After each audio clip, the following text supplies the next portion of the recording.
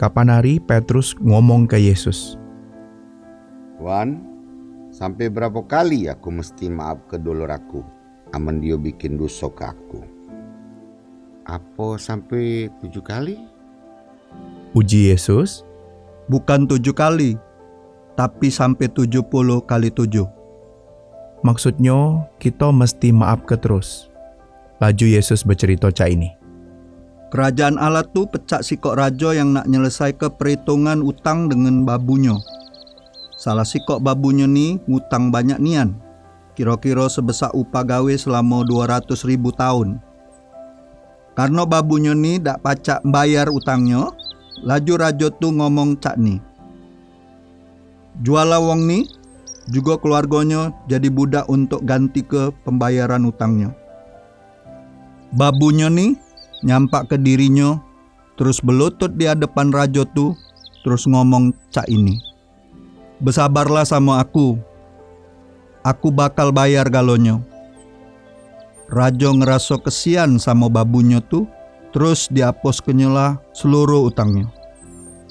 Babu tu pergi, terus ketemu sama babu yang lain yang punya utang sama dia.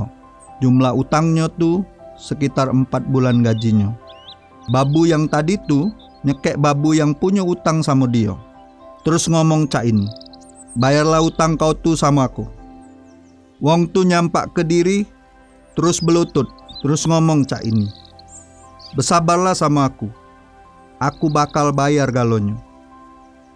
Tapi babu yang tadi tu dak galak, terus masuki wong tu ke penjara sampai dia pacak bayar utangnya. Beberapa babu yang lain nyingok apa yang lah terjadi, terus ngerasa terganggu nian. Dia wong pergi ngadep raja, terus nyerita ke seluruhnya. Raja manggil babu yang tadi tu, terus ngomong cak ni, "Kau tu babu yang jahat. Akulah maafi kau, terus ngelunasi utang kau, karena kau yang minta-minta di hadapan aku. Harusnya kau ngelaku ke hal yang sama." Jadi raja maranian, terus masuk ke babu yang jahat tadi ke jero penjara, sampai dia membayar seluruh utangnya. Laju Yesus ngomong cak ini, "Itulah yang bakal dilaku ke Aba aku yang di surga, ke tiap wong di antara kamu yang idak maafi dulurnya dengan tulus hati."